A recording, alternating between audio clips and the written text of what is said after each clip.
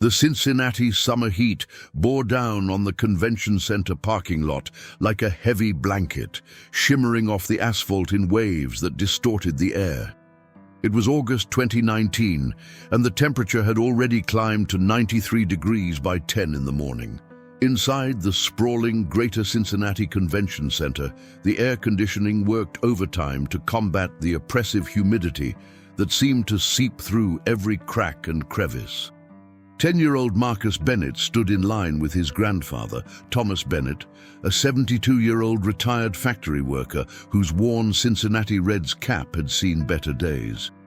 The cap was faded from years of sun exposure, the red fabric now closer to pink in some spots, but Thomas wore it with the pride of a man who had never missed a home game during the big red machine era.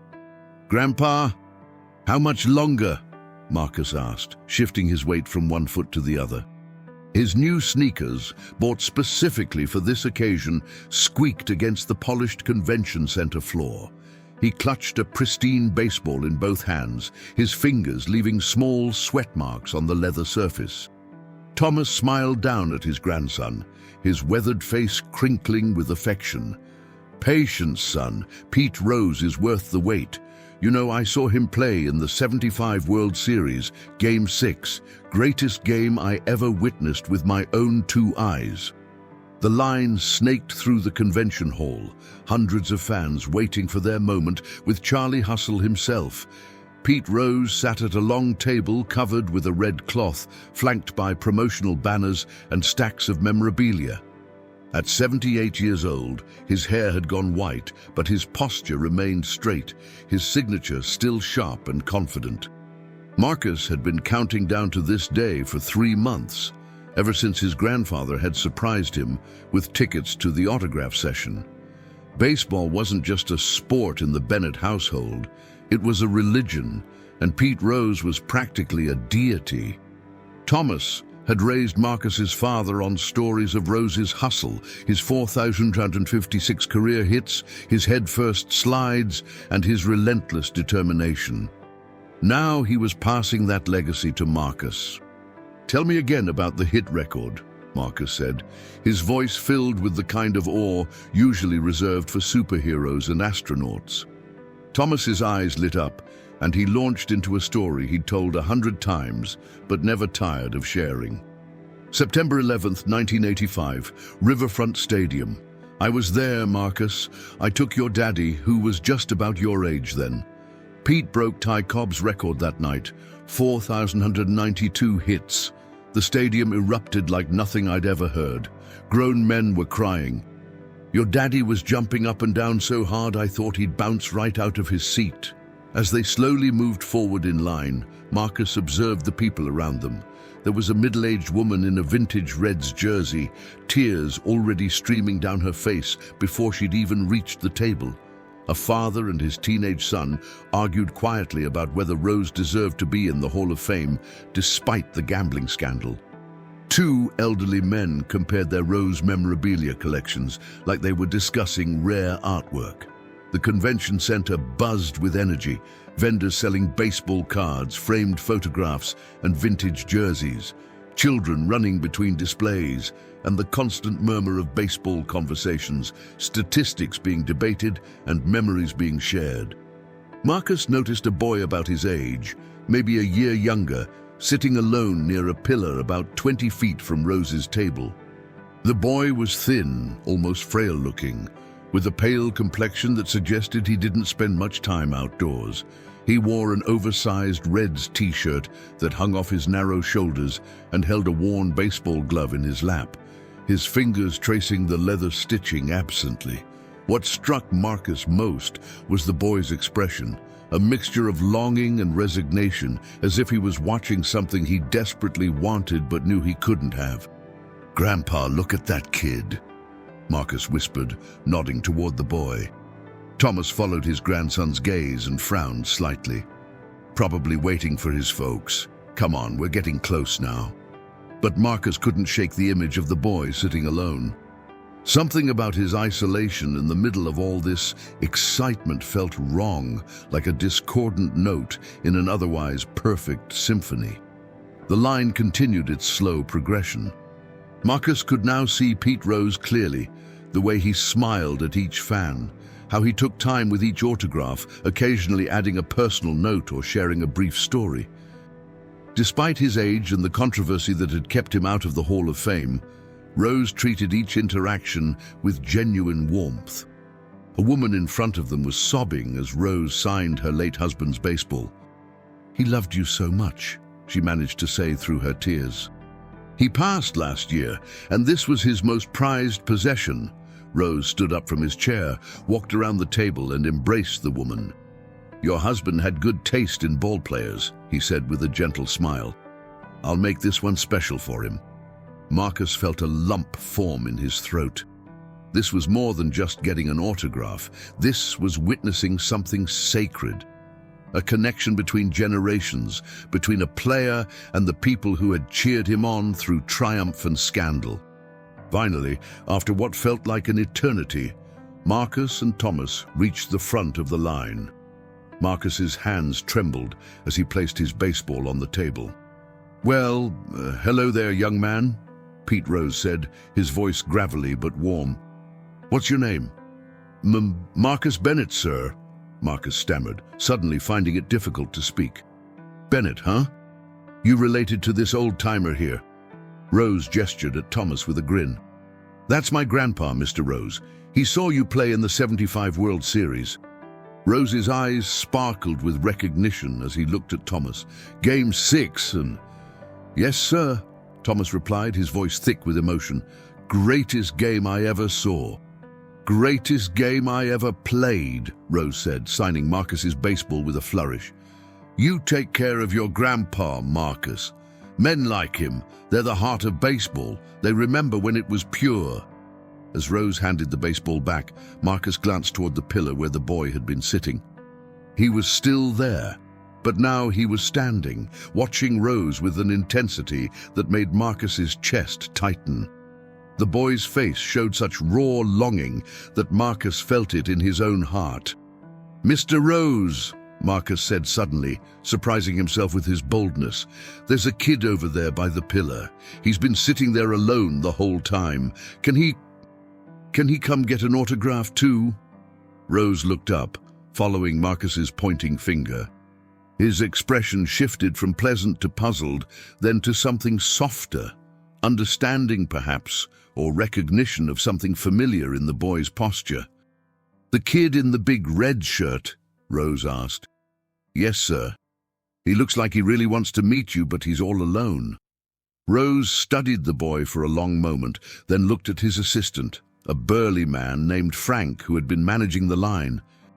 "Frank, go get that kid. Bring him up here." Frank hesitated. "Pete, we've got a system. Everyone paid for their spot in line. I don't care about the system," Rose said, his tone firm but not angry. "That kid shouldn't be sitting alone at a baseball event. Go get him." Frank walked toward the pillar, and Marcus watched as the boy's eyes widened in surprise when Frank spoke to him. The boy shook his head initially, seemingly convinced there had been a mistake, but Frank gestured insistently toward the table. Reluctantly, the boy stood and followed, his gait unsteady, as if he wasn't used to walking long distances. As the boy approached, Marcus could see him more clearly.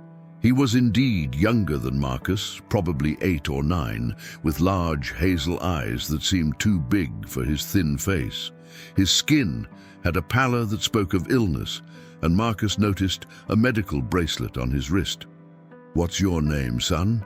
Rose asked gently when the boy reached the table. "Ethan," the boy said quietly, his voice barely above a whisper. "Ethan Chambers."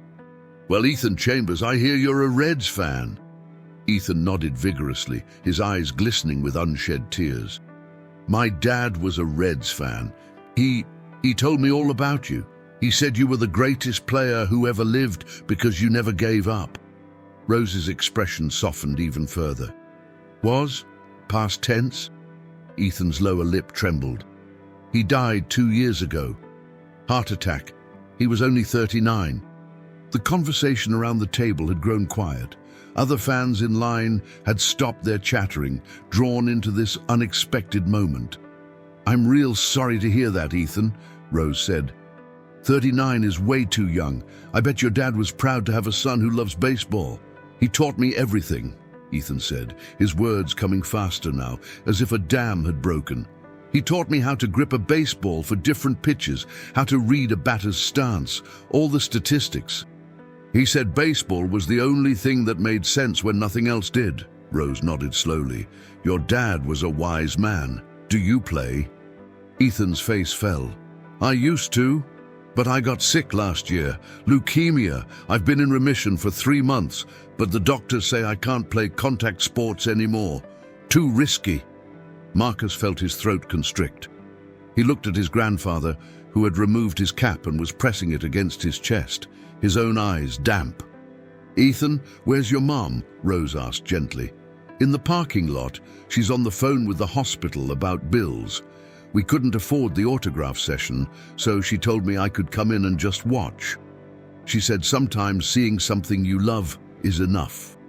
The convention center had gone remarkably quiet. Even the vendors seemed to have paused their activities. Several people in line were openly crying. Rose stood up from his chair, his movements deliberate.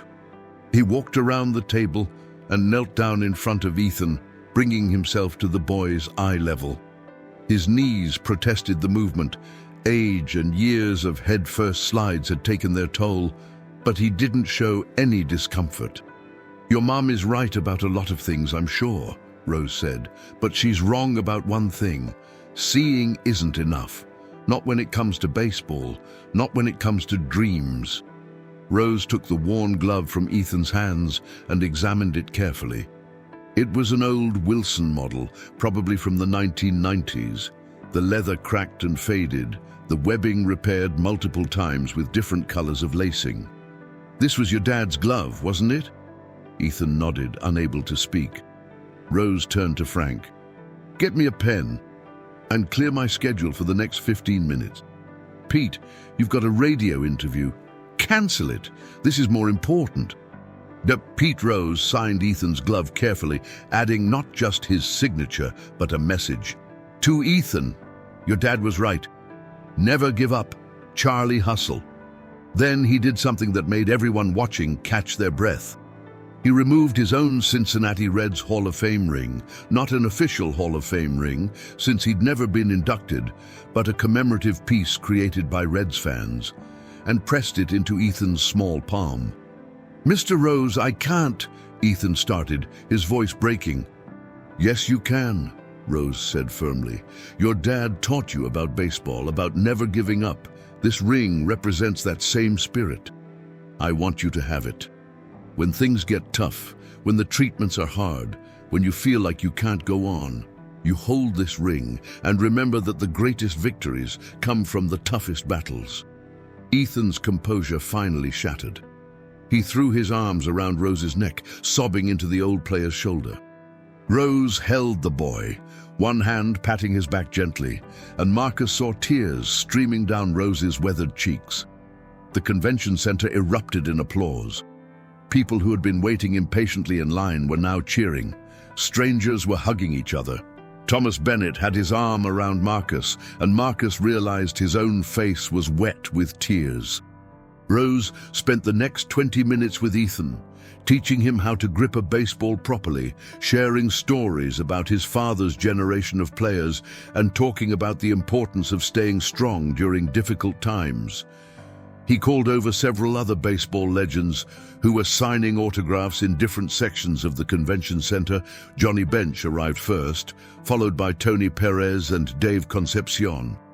Together, the core of the big red machine surrounded this sick child and made him feel like the most important person in the world. Frank, Rose's assistant, captured photos and videos on his phone, knowing instinctively that this was a moment worth preserving. Ethan, Rose finally said, I need to get back to these good people who've been waiting very patiently, but I want you to promise me something. Anything, Mr. Rose. Promise me you'll keep fighting. Promise me you'll honor your dad's memory by never giving up, no matter how hard it gets. Can you do that?" "I promise," Ethan said, his voice stronger now, more certain. "And one more thing. When you beat this thing, and you will beat it, I want you to write me a letter and tell me about it. Frank's going to give your mom his card with my address. Deal?" "Deal," Ethan said, smiling through his tears. As Frank escorted Ethan back through the convention center to find his mother, Rose returned to his chair, but he didn't immediately resume signing autographs. Instead, he looked at Marcus, who was still standing at the table with his grandfather. "Marcus," Rose said, "you did something important today. You saw someone who needed help and you spoke up. That takes courage. Your grandpa should be proud of you." Marcus felt his cheeks burn with a mixture of embarrassment and pride. He looked so sad sitting there alone. Most people would have just walked past. They would have been so focused on their own experience that they wouldn't have noticed. But you did. That's what makes someone special. Not how fast you can run or how hard you can hit a ball, but whether you notice when someone else is hurting. Thomas squeezed Marcus's shoulder. "He learned it from his mama," Thomas said, his voice thick with emotion. "She's a nurse over at Cincinnati Children's Hospital. Always taught him to look out for others," Rose smiled. "Well, she taught him right." He reached under the table and pulled out a bat, a Louisville Slugger with his signature already on it. "This is for you, Marcus. Not because you stood in line, but because you saw someone who needed a little baseball magic and you made it happen." Marcus accepted the bat with trembling hands. It was heavier than he expected, solid and real, with Rose's name branded into the barrel. "Thank you, Mr. Rose," Marcus managed to say. "No, son, thank you. You reminded me why I fell in love with this game in the first place. It's not about the statistics or the records or even the fame. It's about moments like this. Bringing people together, giving them something to believe in when everything else seems dark." As Marcus and Thomas walked away from the table, Marcus looked back once. Rose had resumed signing autographs, but there was something different about his demeanor now. A lightness, perhaps, or a renewed sense of purpose. The interaction with Ethan had affected him deeply. That much was clear. Outside the convention center, the August heat hit them like a physical force. Thomas led Marcus to his old Chevy pickup truck, parked in the shade of a large oak tree at the far end of the lot. As they approached the vehicle, Marcus noticed a woman and a small figure sitting on a bench near the entrance, Ethan and his mother. "Grandpa, can we go talk to them?" Marcus asked. Thomas nodded. "I think that's exactly what we should do." They walked over to the bench. Ethan's mother, Sarah Chambers, was a slight woman in her mid-30s, with dark circles under her eyes that spoke of sleepless nights and worry. She was clutching Frank's business card in one hand, while Ethan showed her the glove and the ring, his words tumbling over each other in his excitement. "Excuse me," Thomas said gently. "I'm Thomas Bennett, and this is my grandson Marcus.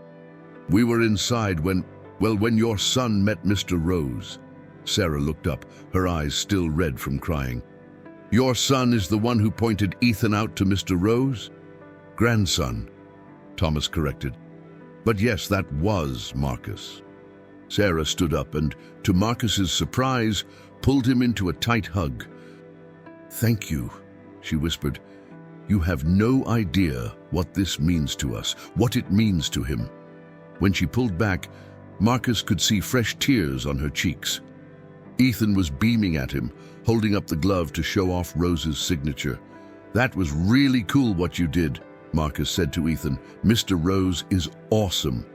"He's the best," Ethan agreed. "Did you see Johnny Bench came over too, and Tony Perez? My dad used to tell me about all of them. It was like his stories came to life." Sarah laid a hand on Ethan's shoulder. "We should get going, honey. You need to rest." "Actually," Thomas interjected, "if you folks don't have plans, we were thinking about heading over to Skyline Chili for some lunch. We'd be honored if you'd join us." Sarah hesitated, and Thomas could see the calculation behind her eyes. Money was tight, Treatment was expensive. Every dollar counted. "Our treat," Thomas added quickly. "No arguments. It's not every day you get to share lunch with someone who met the big red machine in person." Sarah's resistance crumbled. "That's very kind of you. Ethan, what do you think? Can we, Mom? Please." "All right," Sarah said, smiling for the first time, "but we're getting the smallest portions." "Nonsense," Thomas said. "Today is a celebration. Today we're getting the cheese conies and the three ways, and maybe even some of those little chocolate donuts for dessert." The four of them piled into Thomas's truck. It was a tight fit, but no one complained. As they drove through Cincinnati's streets, Ethan peppered Marcus with questions about school, about baseball, about everything and nothing. The pallor in his cheeks had been replaced with a healthy flush of excitement, and Sarah watched her son with an expression of mingled joy and heartbreak. Skyline Chili was packed with the lunch crowd, but they found a booth near the back. The restaurant smelled of cinnamon and chocolate, the secret ingredients in Cincinnati's famous chili, and the walls were covered with sports memorabilia, including several photos of Pete Rose. "Look, Ethan," Marcus said, pointing to a framed picture of Rose sliding into second base. "There he is." Ethan's eyes went wide. "He's everywhere in this city, isn't he?" "That's because he's a legend," Thomas said. "Cincinnati's finest." They ordered their food, and while they waited, Sarah told them about Ethan's battle with leukemia, the initial diagnosis 13 months ago, the brutal rounds of chemotherapy, the infections and setbacks, and finally, the miraculous remission 3 months prior. The medical bills had devastated them financially. Sarah had been forced to take a second job, working nights at a grocery store after her day shift as a school secretary.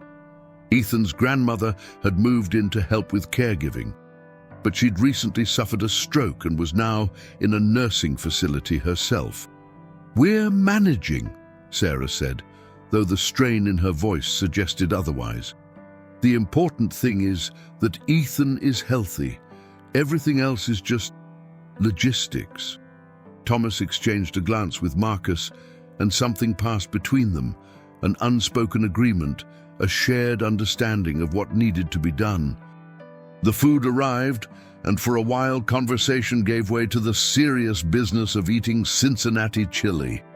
Ethan, despite his small size, put away an impressive amount of food, and Sarah laughed more than Marcus had heard her laugh since they'd met. "He's making up for lost time," Sarah explained. "During treatment, he barely ate. Some days, just the smell of food would make him sick. Now that his appetite's back, I can barely keep the fridge full." "That's a good sign," Thomas said. "Means he's healing." After lunch, as they lingered over coffee and hot chocolate for the boys, Thomas cleared his throat in the way he always did when he was about to say something important.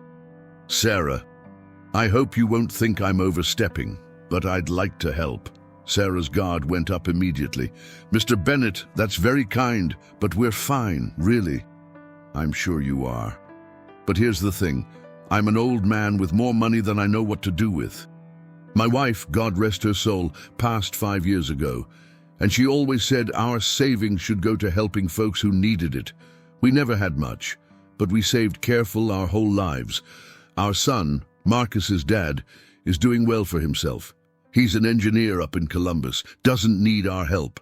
So I'm asking you, as a favor to an old man who wants to feel useful, let me help with some of those medical bills." "Mr. Bennett, I couldn't possibly—" "You could, and you will, because I'm a stubborn old coot and I won't take no for an answer." Thomas's eyes twinkled with gentle humor, but there was steel beneath the kindness. "Besides, if you don't let me help, I'll just donate the money to some faceless charity where I'll never know if it made a difference. With you and Ethan, I'll know exactly where it's going and what good it's doing." Sarah's eyes filled with tears. "Why? Why would you do this for strangers?" "Because today I watched my grandson see someone in pain and do something about it. And I realized that if a 10-year-old boy can have that much courage and compassion, then a 72-year-old man can certainly do the same, because your son lost his father too young, and my grandson still has his.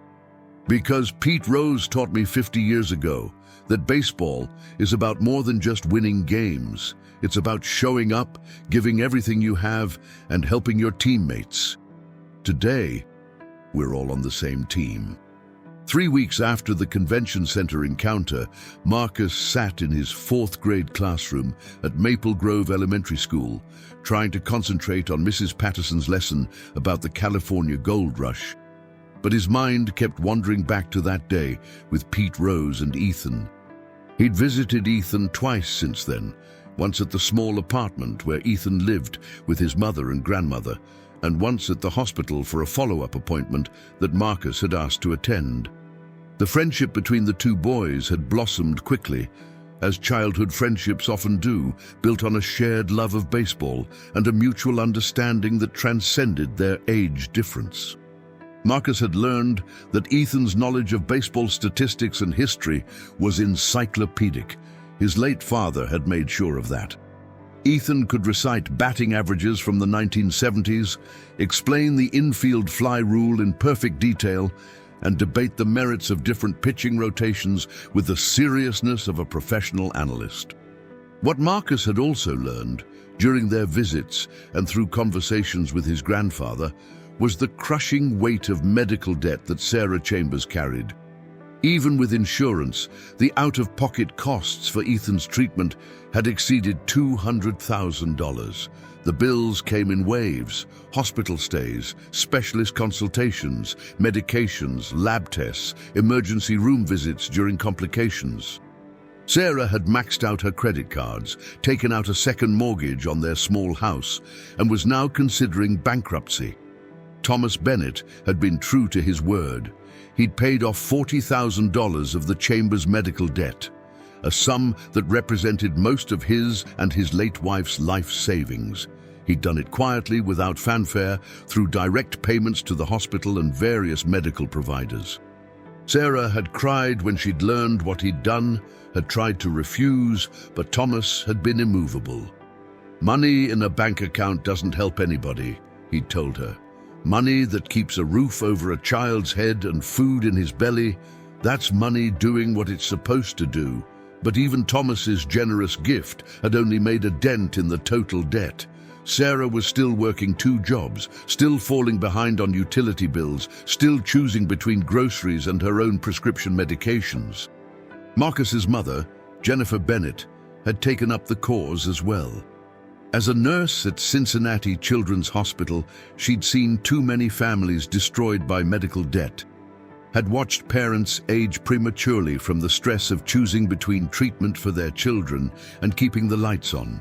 She'd connected Sarah with a medical billing advocate who was reviewing the charges for errors and opportunities for reduction, and she'd organized a fundraiser at the hospital among her colleagues.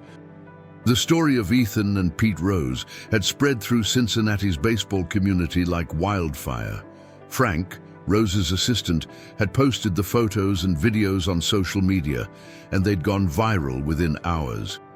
Local news stations had picked up the story, then regional outlets, and finally national sports networks.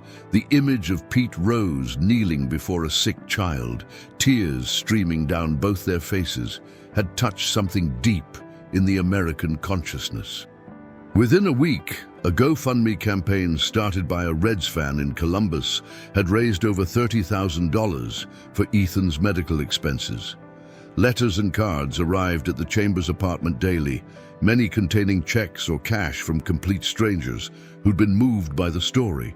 A local businessman who'd made his fortune in manufacturing had offered to pay for Ethan's education all the way through college when the time came. But with the attention came complications.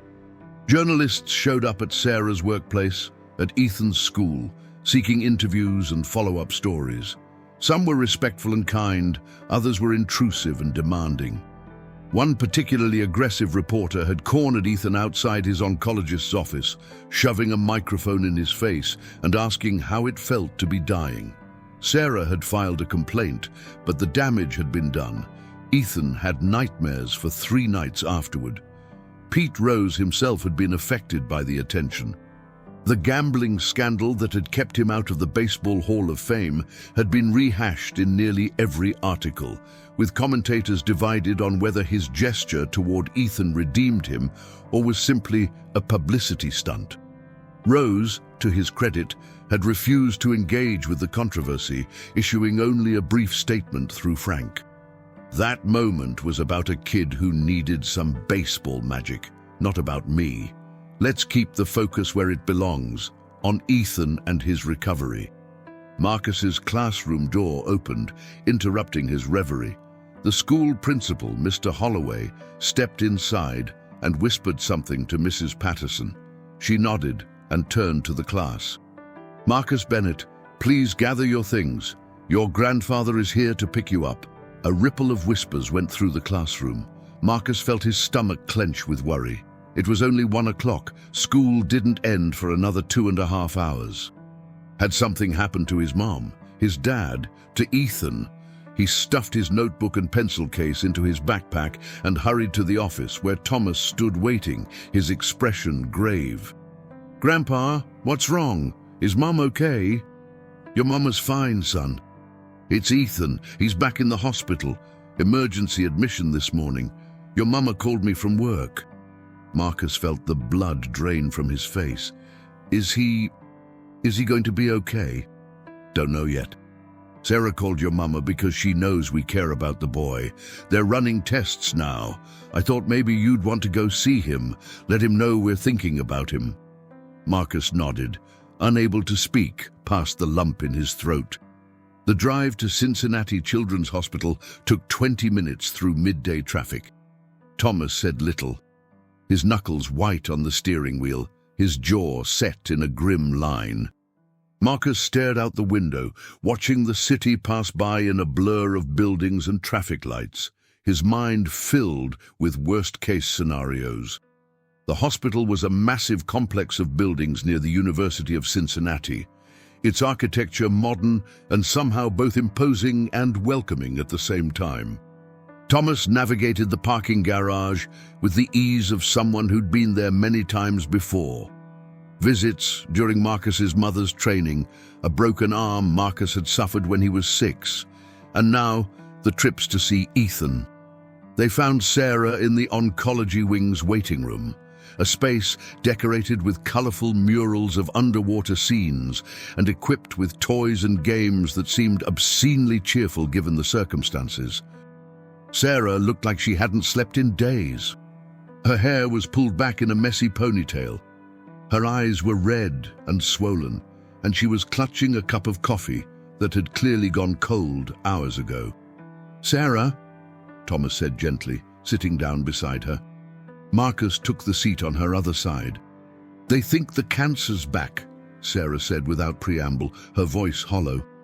"He woke up this morning with a fever and bruising on his legs. I brought him straight here. They did blood work and a bone marrow biopsy. We're waiting for the results, but Dr. Patel said it doesn't look good." Marcus felt tears sting his eyes. "Can we see him?" "He's sleeping right now. The biopsy was difficult. They had to sedate him." Sarah's voice broke on the last word. Thomas put his arm around her shoulders. "He's a fighter, Sarah. He's got his daddy's strength and his mama's determination. He's going to beat this." "What if he doesn't?" Sarah whispered. "What if I lose him too? I can't. Thomas, I can't bury my baby. I can't." "You won't have to," Thomas said with a certainty he clearly didn't feel. "That boy has too much to live for. He's got dreams to chase, baseball games to watch, a whole life ahead of him." They sat in silence for a long time. The only sounds, the distant beeping of medical equipment and the murmur of other families dealing with their own crises. Marcus thought about the ring Pete Rose had given Ethan, how Ethan wore it on a chain around his neck because it was too big for his fingers. He thought about Ethan's smile when he talked about his father, about the way his eyes lit up when discussing baseball statistics, about the unfairness of a world where children got sick and fathers died young. After what felt like hours, but was probably only 45 minutes. A doctor emerged from the back hallway. Dr. Rashmi Patel was a woman in her early 50s with kind eyes and an air of calm competence. "Mrs. Chambers, the preliminary results are back. Could we speak in private?" Sarah stood on shaky legs. "Anything you have to say, you can say in front of Thomas and Marcus. They're family." Dr. Patel hesitated, then nodded. "All right. The biopsy shows that the leukemia has returned. It's aggressive, and it's already widespread in his bone marrow. I'm sorry." Sarah swayed, and Thomas caught her arm to steady her. "What are the options?" she managed to ask. "We'll need to start a new round of chemotherapy immediately, more aggressive than the first protocol. We're also going to look into the possibility of a bone marrow transplant. We'll need to test you and any other potential family donors to see if anyone's a match." "I don't have other family," Sarah said dully. "Ethan's father was an only child, and his parents are both deceased. My parents are gone too. My sister lives in Seattle, but we haven't spoken in years. It's just me." What about unrelated donors?" Thomas asked. "The registry?" "We'll certainly search the national registry, but finding a match can take time, and compatible matches for transplant are relatively rare. We'll start the process immediately." "Test me," Marcus said suddenly. Everyone turned to look at him. "Test me to see if I'm a match." "Sweetheart, you're very brave," Dr. Patel said gently, "but you're only 10 years old. Bone marrow donation from pediatric donors is complicated. We'd need your parents' permission, and even then, we typically prefer adult donors." "My mom works here," Marcus said. "She's a nurse, Jennifer Bennett, and my dad would say yes, I know he would. Please, just test me. Maybe I can help." Dr. Patel looked at Sarah, who was crying silently. "I'll speak with your mother," the doctor said finally. "If she agrees, we can do the test. But Marcus, I want you to understand that even if you're tested, the chances of being a match are very slim. Matches typically come from siblings, and even then it's not guaranteed." "I understand," Marcus said, though he didn't, not really. All he understood was that his friend was sick, possibly dying, and he had to do something. Sitting idle felt impossible. After Dr. Patel left, Sarah pulled Marcus into a tight hug. "You don't have to do this," she whispered. "I want to," Marcus said firmly. "Ethan's my friend. Can I see him now?" Marcus asked when Sarah released him. Sarah nodded and led them down the hallway to room 437. The room was small but private, with a window overlooking the hospital's courtyard. Ethan lay in the bed, looking even smaller and paler than usual against the white sheets. An IV drip fed into his arm, and monitors beeped steadily in the background, but the Pete Rose glove was on the bedside table, and the ring on its chain gleamed against Ethan's chest. Marcus approached the bed quietly. Ethan's eyes were closed, but they fluttered open at the sound of footsteps. "Marcus," Ethan said, his voice weak but glad, "you came." "Of course I came. You're my friend." Ethan smiled faintly. "Did you hear? The cancer's back. I'm going to have to fight it all over again." "Then we'll fight it together," Marcus said. "You, me, your mom, my grandpa, my parents, all of us. You're not alone." "I'm scared," Ethan admitted, and the vulnerability in his voice made Marcus's heart ache. "It's okay to be scared," Marcus said, reaching out to squeeze Ethan's hand. "But remember what Pete Rose told you. Never give up. You promised him." Ethan's fingers found the ring around his neck. "I remember. Charlie Hustle never quit." "And neither will you," Thomas said from the doorway. "You've got too many people in your corner, son. You've got a whole city rooting for you." Over the next several hours, Marcus's mother arrived during her break, her face tight with worry, but her voice calm and professional as she spoke with Dr. Patel about testing Marcus as a potential donor. Marcus's father, David, drove down from Columbus, walking into the hospital room still wearing his work clothes, his tie loosened and his expression determined. "We're doing the test," Jennifer told Sarah after her consultation with Dr. Patel. "David and I both agree. If Marcus can help, we want him to try. They'll test David and me as well, and Thomas too if he's willing." "I'm willing," Thomas said immediately, "though I suspect my old bones won't be much use." "Every possibility counts," Dr. Patel said. She'd returned with consent forms and testing supplies. "We'll also reach out to Mrs. Chambers' sister in Seattle, if you're comfortable with that, Sarah. Sometimes estranged family members are willing to help in medical emergencies." Sarah nodded numbly. "Her name is Rachel Hendricks. I have her number somewhere in my phone. We haven't spoken since our mother's funeral, but yes, reach out to her. For Ethan, I'll swallow my pride." The testing was quick. Simple blood draws that would be sent to the lab for HLA typing, the process that would determine compatibility for bone marrow transplant. Marcus tried not to wince when the needle went into his arm, aware that Ethan was watching from his hospital bed. "Brave kid," the phlebotomist said with an approving smile. "Didn't even flinch." "I've had worse," Marcus said, thinking of the time he'd split his chin open sliding into home plate and needed 12 stitches. "This is nothing."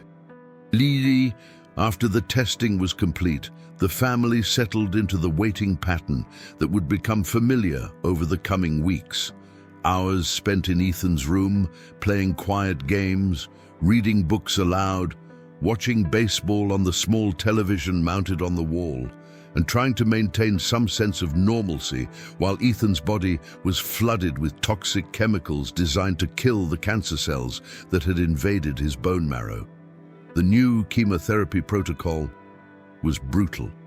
Ethan vomited constantly, lost what little hair had grown back since his first round of treatment, developed mouth sores that made eating agonizing, and spent days so weak he could barely lift his head from the pillow. But through it all, he kept the Pete Rose ring around his neck and the signed glove within reach. News of Ethan's relapse spread through the community as quickly as the original story had. The GoFundMe campaign, which had been winding down, suddenly surged with new donations. Local businesses displayed "Fight Like Ethan" signs in their windows.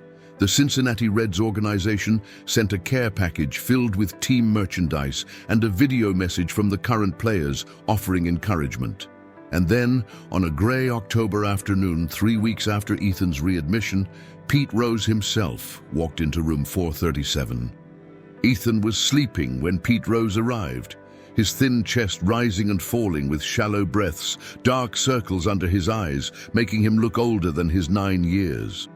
Sarah was dozing in the chair beside his bed, exhausted from another sleepless night.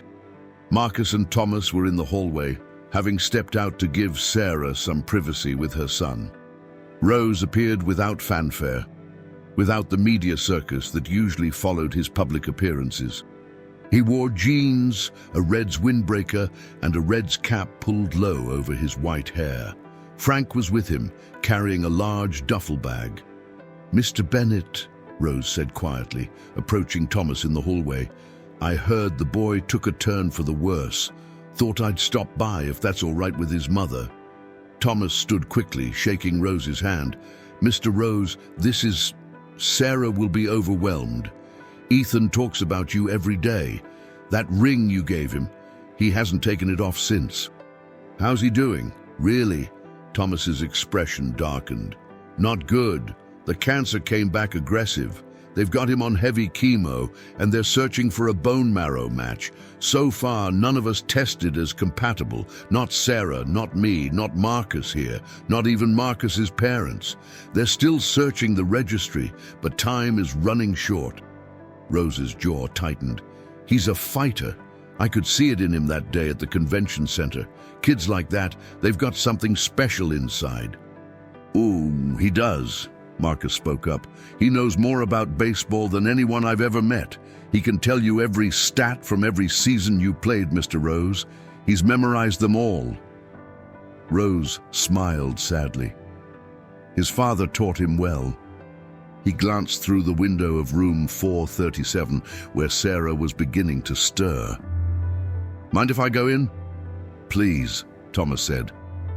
Rose entered the room quietly, Frank following behind.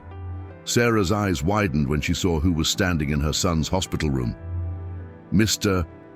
Rose," she whispered, standing quickly. "I can't believe you came." "Of course I came. Ethan's special. The moment I met him, I knew." Rose approached the bed, looking down at the sleeping child. "He's lost more weight." "The chemo," Sarah said, her voice breaking. "It's destroying the cancer, but it's destroying him too. I don't know if he's strong enough to survive what they're putting him through." "He is," Rose said with conviction. "Trust me. I've seen thousands of ball players in my life, and you can always tell who's got that extra gear, that reserve of strength they can tap into when everything seems lost. Your son has it. I saw it in his eyes." Ethan stirred, his eyelids fluttering. When he opened them and saw Pete Rose standing beside his bed, his face transformed. Despite the pain, despite the nausea and exhaustion, his eyes lit up with pure joy. "Mr. Rose," Ethan said, his voice hoarse. "You're here. Am I dreaming?" "No dream, kid. I'm as real as they come." Rose sat down on the edge of the bed, careful not to jostle the IV lines. "I heard you were back in the fight, so I figured you could use some company." "Did Frank tell you?" "They found a match," Ethan said, his words coming in excited bursts despite his obvious fatigue. "Not in my family, but in the registry. A man in Philadelphia. He's 38 years old, and he's a perfect match. They called yesterday." Rose glanced at Sarah, who was crying silent tears of relief. "That's the best news I've heard all week. When's the transplant?" 2 more weeks of chemo first," Ethan explained, his encyclopedic knowledge extending even to his own treatment. "They have to kill all the cancer cells and wipe out my immune system completely. Then they'll harvest the bone marrow from the donor and transplant it into me. After that, I have to stay in isolation for weeks, maybe months, while the new marrow grows and my immune system rebuilds." "Sounds like a long road," Rose said. "Yeah, but Dr. Patel says if it works, I'll be cured. Really cured, not just in remission. The cancer won't be able to come back because I'll have someone else's bone marrow, someone else's blood cells. It's like getting a whole new defense system. Like trading out your entire infield," Rose said with a grin. Ethan laughed, then winced as the movement hurt his tender abdomen. "Exactly like that. I'll be the same player but with better defensive capabilities." Rose opened the duffel bag Frank had carried in. "I brought you some things. First, this." He pulled out a jersey, not a modern Reds jersey, but an authentic game-worn jersey from the 1975 World Series, complete with grass stains and the number 14 on the back. Ethan's eyes went saucer-wide. Is that really yours? Wore it in Game 6, the greatest game I ever played. I want you to have it. When you're in isolation, when the days seem long and the treatment seems unbearable, I want you to look at this jersey and remember that anything worth winning requires a fight. That jersey represents 4,156 hits, kid. You know how many times I failed to get a hit? More than 10,000 times. But I kept swinging, I kept fighting, and so will you." Sarah had her hand over her mouth, tears streaming freely now. Marcus and Thomas had entered the room behind Rose, and they stood transfixed by the scene unfolding before them. "There's more," Rose continued. He pulled out a baseball, not a standard baseball, but one that had clearly seen significant play, its leather darkened and scuffed. "This is the ball from my 4,156th hit, the one that broke Ty Cobb's record. I've kept it all these years, stored in a safe, shown it to maybe a dozen people. But I want you to have it. Mr. Rose, I can't. That's history. That belongs in a museum. It belongs wherever I say it belongs. And I say it belongs with you. This ball represents breaking an impossible record, achieving something people said couldn't be done. That's what you're about to do, Ethan. You're about to beat something that wants to kill you. You're about to achieve the impossible. Ethan took the ball with trembling hands, cradling it like the precious artifact it was. I'll take care of it, I promise. I know you will. Rose reached into the bag one more time and pulled out a small wooden box. One last thing. Inside this box are letters, 30 of them to be exact. I wrote one for each day you'll be in isolation. Some are funny stories from my playing days. Some are advice about staying strong when things get tough. Some are just thoughts, reminders that you're not alone, even when you're stuck in a hospital room by yourself. Sarah broke down completely, her sobs filling the small room. Rose stood and embraced her, letting her cry into his shoulder, just as he'd let Ethan cry months ago at the convention center. You've given him so much, Sarah managed to say through her tears, more than anyone could ever ask. I haven't given him anything he didn't earn, Rose said. That kid's got heart, Sarah. He's got the kind of spirit that reminds me why I fell in love with baseball in the first place. It's an honor to be part of his fight. Rose spent the next 2 hours with Ethan, sharing stories about the Big Red Machine, about his playing days, about the joy and heartbreak of a life dedicated to baseball. He talked about his own struggles, the gambling scandal that had cost him his place in the Hall of Fame, the public shame, the years of trying to rebuild his reputation. He spoke honestly about his mistakes and about the long road to redemption. I made some bad choices, Rose told Ethan. Choices that cost me something I wanted more than anything, a place in Cooperstown with the other greats. But you know what I learned. Your legacy isn't defined by your worst moment. It's defined by what you do afterward, how you face your failures, how you get back up after you've been knocked down. I may never make the Hall of Fame, but I can still be someone worth admiring by being here, right now, with you. You're already in the Hall of Fame to me, Ethan said. You and Johnny Bench and Tony Perez and Joe Morgan, you guys are the greatest team ever assembled. Nothing can change that. Rose smiled, his eyes misty. From your lips to God's ears, kid. Before he left, Rose did something unexpected. He asked Sarah, Thomas, Marcus, and the medical staff to leave the room. He wanted a moment alone with Ethan. They obliged, stepping into the hallway and giving the two privacy. What passed between Pete Rose and Ethan Chambers in those 10 minutes, no one else ever knew. It was a conversation between a baseball legend and a dying child, sacred and private.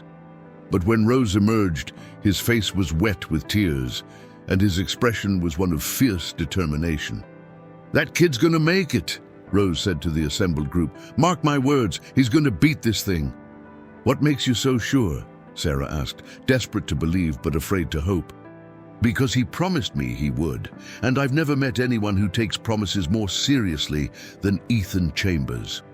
The bone marrow transplant took place on November 15, 2019, exactly 1 week before Thanksgiving.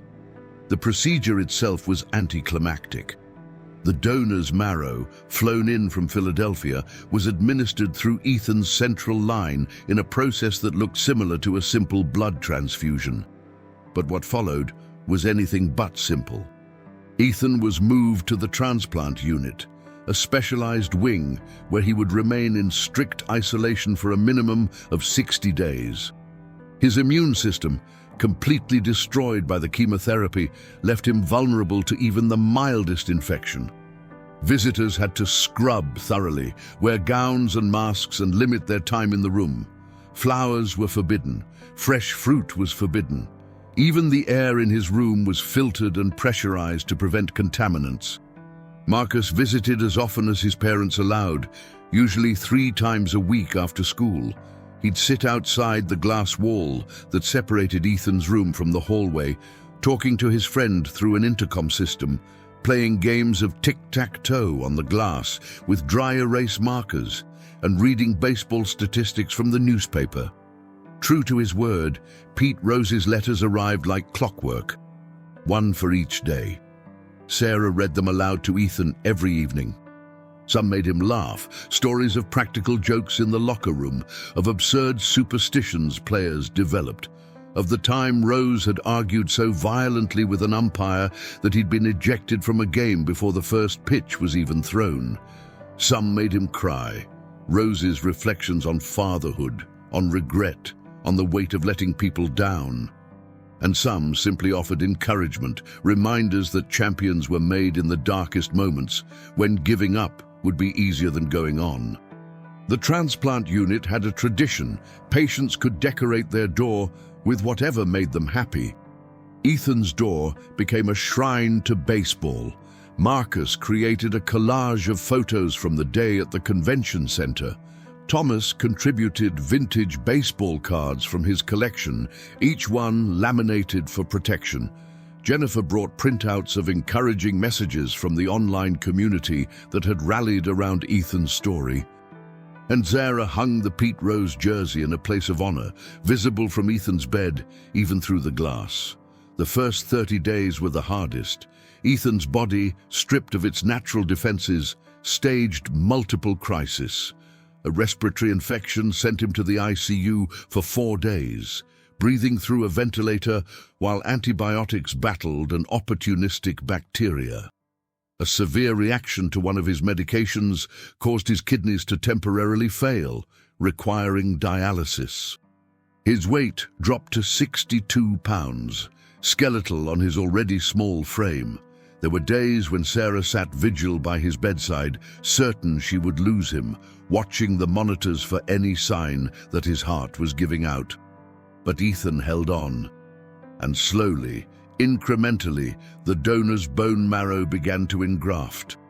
New blood cells, foreign cells that would become his own, started appearing in his blood work. His white blood cell count, which had been effectively 0, began to climb. 500 cells per microliter, then 1,000, then 1,500. Each milestone was celebrated like a World Series victory.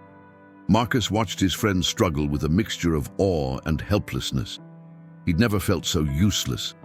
At night, he prayed, something his family rarely did, begging whatever higher power might be listening to let Ethan live. He made bargains with God, promising to be better, kinder, more patient if only Ethan could survive. At school, Marcus organized a fundraiser that grew far beyond anything he'd envisioned. What started as a bake sale expanded into a full carnival, held on a cold Saturday in December in the school parking lot. Local businesses donated prizes for raffles. The Cincinnati Reds sent a representative to sign autographs. A local radio station broadcast live from the event. By the end of the day, they'd raised over $15,000 for Ethan's medical expenses. Pete Rose made a surprise appearance at the fundraiser, causing such a stir that traffic on the surrounding streets came to a standstill. He spent 3 hours signing autographs, posing for photos, and talking about Ethan's courage. "That boy is teaching this city what it means to be a fighter," Rose told the crowd from a makeshift stage. "He's showing us that records aren't just broken on baseball fields, they're broken in hospital rooms, by kids who refuse to quit even when their bodies are begging them to. Ethan Chambers is my hero. He should be yours too." The local news coverage of Rose's speech went viral. Within a week, 3 more bone marrow donors had signed up for the National Registry, specifically citing Ethan's story as their inspiration. One of those donors would later save the life of a teenage girl in Oregon, creating a ripple effect of hope that extended far beyond Cincinnati. As December gave way to January, Ethan's condition continued to improve. His blood count stabilized. His energy slowly returned. The infections that had plagued his early recovery became less frequent. By mid-January, 63 days post-transplant, Dr. Patel delivered the news everyone had been praying for. Ethan could leave isolation. The day he was released from the transplant unit felt like a national holiday to everyone involved. Marcus was there, along with his parents and Thomas. Sarah's sister Rachel had flown in from Seattle, her own 10-year estrangement forgotten in the face of her nephew's crisis. The hospital staff lined the hallway, applauding as Ethan, thin, pale but walking under his own power, made his way out of the unit that had been his prison and sanctuary for more than 2 months. Ethan wore the Pete Rose jersey, hanging loose on his emaciated frame, and carried the record-breaking baseball in a special case. Around his neck, as always, was the Hall of Fame ring on its chain. "How does it feel?" Marcus asked as they walked down the hospital corridor. "Weird," Ethan admitted. "I got used to that room. I knew every crack in the ceiling, every sound the machines made. Out here, everything seems too big, too loud." "You'll readjust," Jennifer said gently. "Your body's been through a war. Give yourself time." They released him not to go home, not yet, but to a nearby apartment the hospital maintained for transplant patients who needed to remain close for monitoring. Ethan would have to return daily for blood draws, checkups, and medication adjustments. He'd need to avoid crowds, wear a mask in public, and maintain strict hand hygiene. His immune system, though functioning, was still that of a newborn baby, naive to the viruses and bacteria most people's bodies had learned to fight. But he was alive. He was out of isolation, and the latest bone marrow biopsy had shown no trace of leukemia. Remission was too weak a word for what they hoped had happened. The transplant hadn't just pushed the cancer back. It had, in theory, eliminated Ethan's ability to produce the cancerous cells at all. The new bone marrow, with its different genetic signature, didn't carry the mutations that had caused the leukemia. Barring complications, Ethan was cured. Pete Rose was waiting at the apartment when they arrived. He'd arranged it with Sarah in advance, wanting to be there for this milestone. When Ethan saw him, the boy's composure finally broke. He ran to Rose and threw his arms around the old ballplayer's waist, sobbing. "I did it," Ethan said through his tears. "I kept my promise." "I didn't give up." Rose held him, his own eyes streaming. "I never doubted you for a second, not for 1 second." They spent that evening together, Rose, Ethan, Sarah, the Bennetts, and Rachel, sharing a meal that Sarah and Rachel had prepared together, their first collaborative effort in over a decade. It wasn't fancy, just spaghetti and garlic bread, but it tasted better than anything Ethan had eaten in months. His appetite, suppressed for so long by nausea and medication, was finally returning. Over dinner, Rose talked about spring training, which would begin in just a few weeks. "You know what we should do?" he said suddenly, looking at Ethan. "When you're strong enough, when the doctors say it's safe, I'm going to get you and your mom tickets to opening day. Best seats in the house. You'll sit right behind the Reds' dugout and you'll watch them play, and you'll remember that you fought harder than any ball player ever fought to win any game." "Really?" Ethan's face glowed with excitement. "Really? I'll make sure of it." True to his word, on April 1st, 2020, opening day for what should have been a full baseball season, Pete Rose personally escorted Ethan and Sarah to seats directly behind the Reds' dugout. The COVID-19 pandemic would shut down the season just weeks later, making this one of the last games played before crowds for many months. But on that perfect spring afternoon, none of them knew what was coming. The stadium erupted when Ethan was shown on the Jumbotron, the announcers explaining his story to those who somehow hadn't heard it. 42,000 fans rose to their feet, giving him a standing ovation that lasted over 5 minutes. Ethan stood on his seat, waving, tears streaming down his face, wearing his Pete Rose jersey and the ring around his neck. Marcus was there too, sitting beside his friend, thinking about how far they'd come since that August day at the convention center.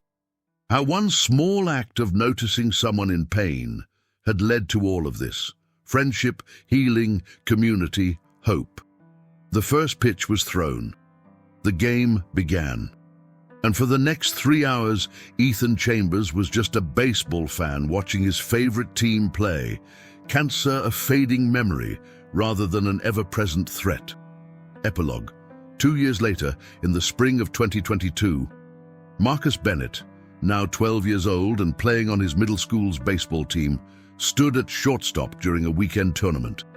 In the stands, sitting with Thomas, were Ethan and Sarah.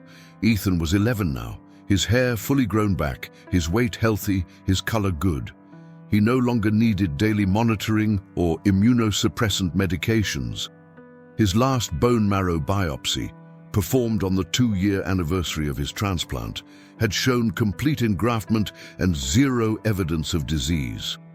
He was, by every medical definition, cured. Ethan had started playing baseball again, joining a recreational league for kids his age. He wasn't the strongest player or the fastest runner. The treatments had taken a permanent toll on his stamina and muscle development, but he was strategic, smart, and absolutely fearless. He played second base, wore number 14 in honor of Pete Rose, and kept the signed glove in his equipment bag, though he used a different glove for actual games. The record-breaking baseball sat in a display case in his room, alongside the jersey and dozens of photos from his cancer journey. The ring had finally been sized to fit his finger, and he wore it every day. Marcus fielded a ground ball cleanly and threw to first for the out.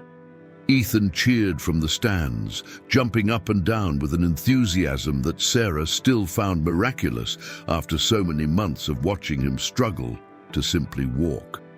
After the game, as the families gathered in the parking lot, Pete Rose made another unexpected appearance.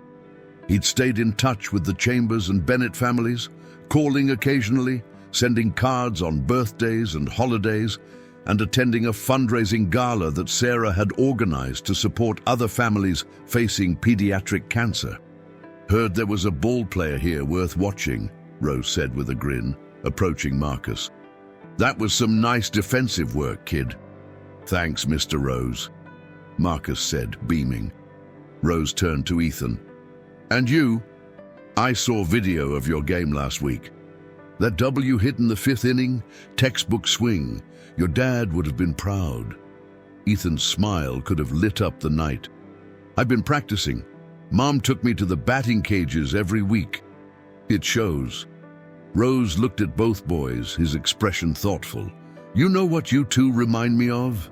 You remind me of why I played baseball for all those years. It wasn't about the records or the fame or even the money. It was about moments like this. Kids playing a game they love, families coming together, communities rallying around each other when times get tough. That's what baseball is really about. That's what makes it America's pastime." Thomas stepped forward, shaking Rose's hand. "You changed our lives, Pete. All of our lives. We can never thank you enough." "You don't need to thank me. Watching that boy fight like he did, seeing him beat the odds, that changed my life too. It reminded me that redemption isn't about being perfect. It's about showing up when it matters, about being there for people who need you, about using whatever platform you have to make a difference." Sarah, standing with her arm around Rachel. The sisters had fully reconciled and now talked weekly, nodded in agreement. "Ethan tells everyone that Pete Rose saved his life." "That's not quite accurate," Rose said. "The doctors saved his life. The bone marrow donor saved his life. His mama's strength saved his life. All I did was remind him that he was worth fighting for." "That's everything," Sarah said softly. As the sun set over the baseball field, casting long shadows across the diamond, the group stood together, bound by tragedy and triumph, by illness and healing, by a chance encounter at a convention center that had changed all their lives. Ethan looked up at Pete Rose, this legendary figure who had knelt beside him at his lowest moment and given him not just memorabilia, but hope. "Mr. Rose, can I ask you something?" "Anything, kid." "Do you think I'll ever be good enough to play professional baseball? I know I'm not strong like I was before I got sick, but I love the game so much." Rose knelt down, the motion harder now at age 81, his knees protesting, and looked Ethan directly in the eyes. "You want the truth?" Ethan nodded. The truth is, I don't know if you'll play professional baseball. Very few people do. It requires talent and luck and timing. But I know this. You've already accomplished something harder than making it to the major leagues. You've beaten death itself. You've fought through pain that would have broken most adults. You've kept promises when it would have been easier to give up. Those qualities, determination, courage, resilience, those are rarer than athletic talent. So whether you play professionally or not, you're already a champion.